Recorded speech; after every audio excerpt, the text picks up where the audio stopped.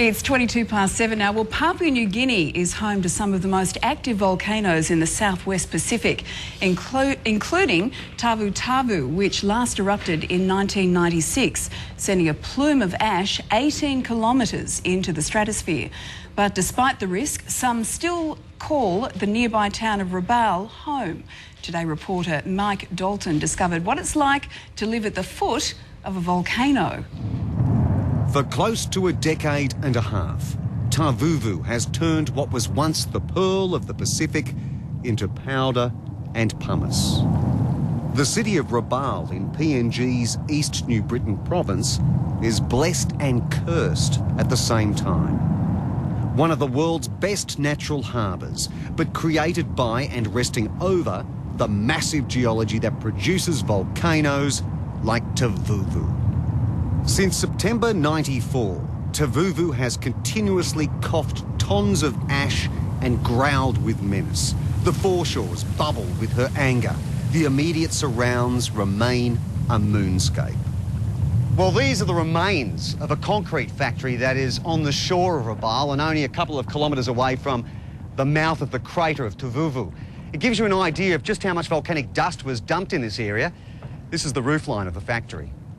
For decades, Rabaul had the feel of a big Aussie country town, including the big main street. This is Mango Avenue, which used to be the main promenade of Rabaul pre the September '94 volcano. It was not unusual during those times to see a Rolls-Royce driving up and down this strip. There were beautiful colonial-style houses on either side of the road, but now the volcanic ash rises up to about overhead height, more than 3 metres. And the Travelodge Inn over here still has the odd paying customer.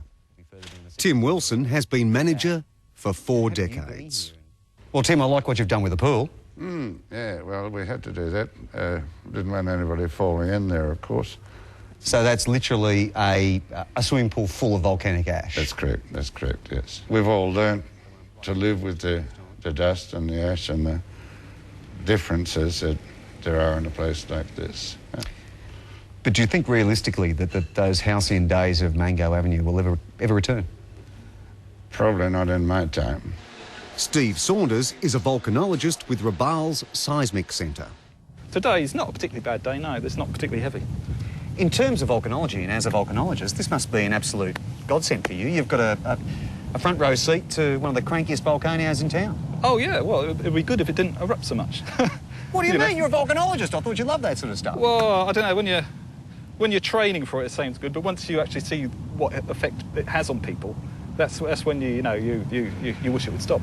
But life goes on. The shipping trade is critical economically. The port roof hosed every day to prevent collapse. And the hardy staff of the yacht club still quench the thirst of the passing travellers. Much of life has moved down the coast to Kokopo, 30 kilometres south. Australian aid has helped in reconstruction, and it's much appreciated by Provincial Governor Leo Dion. I would like to invite a lot more Australians to come here to East New Britain, as we are very thankful for your assistance and for your partnership and friendliness that we've had for a long, long time.